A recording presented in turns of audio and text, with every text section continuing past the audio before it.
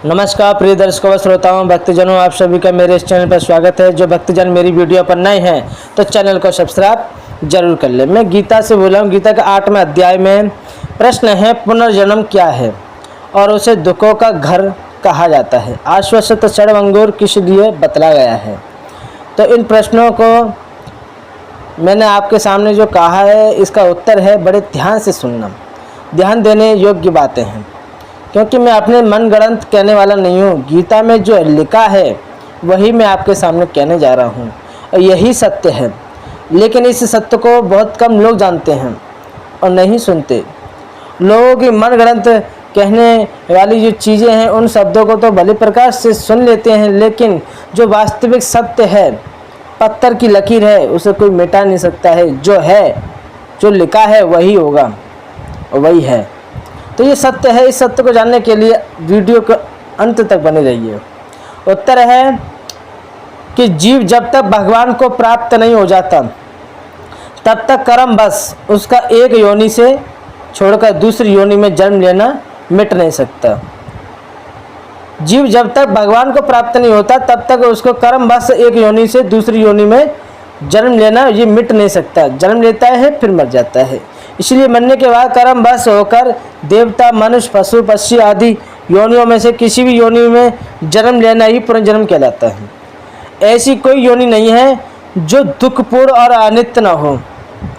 जीवन की अनित्यता का प्रमाण तो मृत्यु ही है, परंतु जीवन में जिस वस्तु का संयोग होता है उनमें भी कोई वस्तु ऐसी नहीं है जो सदा एक सी रहने वाली हो, जिससे सदा संयोग बना रहे। जो वस्तु आज सुख देने वाली है कल वही वस्तु दुख देने वाली हो जाएगी जब तुम उसे छोड़ के जाओगे। जिसको जीवन में मनुष्य सुख मानता है, ऐसी वस्तु का भी जब नाश होता है तो उसको छोड़कर मरना पड़ता है, तब वह दुखदायी हो जाती है। इसके साथ साथ प्रत्येक वस्तु या स्थिति में कमी का बोध, उसके विनाश की आशंका तो सदा दुख देने वाली होती है। सुख रूप दिखने वाली वस्तु का संग्रह और भोग में आसक्तिवश जो पाप किए जाते हैं उनका परिणाम भी नाना प्रकार के कष्टों को, नरक यंत्रणाओं की प्राप्ति हुई होती है। इस प्रकार पुनर्जन्म में गर्भ से लेकर मृत्यु पर्यंत दुख ही दुख होने के कारण उसे दुख का घर कहा गया है। और किसी भी योनि तथा उस योनि में प्राप्त भोग का संयोग सदा रहने वाले होने से उसे आश्वासत षड्भंगुर बतला गया है।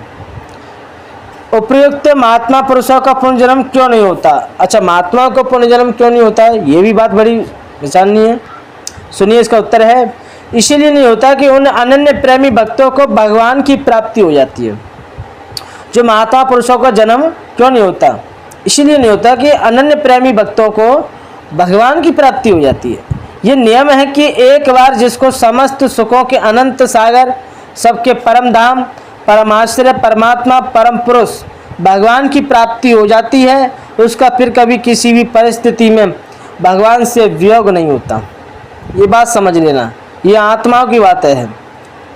जिसे परमात्मा की प्राप्ति हो जाती है फिर उसका कभी किसी भी परिस्थिति में भगवान से वियोग नहीं हो सकता। जैसे कि एक चुम्बक दूसरी चुम्बक को पकड़ लेती है, लेकिन ये चुम्बकता एक ऐसी है कि आत्माओं का संबंध, भाई आत्म स्वरूप, अपने स्वरूप की पहचान होना, अपने स्वरूप को जानना, परमात्मा को जानना है। फिर वो अपने स्वरूप में स्थित हो जाएगा, उसे आत्मबोध हो जाएगा, फिर वो परमात्मा से कैसे दूर हो जाएगा, कैसे वियोग होगा, उसका परमात्मा से वियोग नहीं होगा।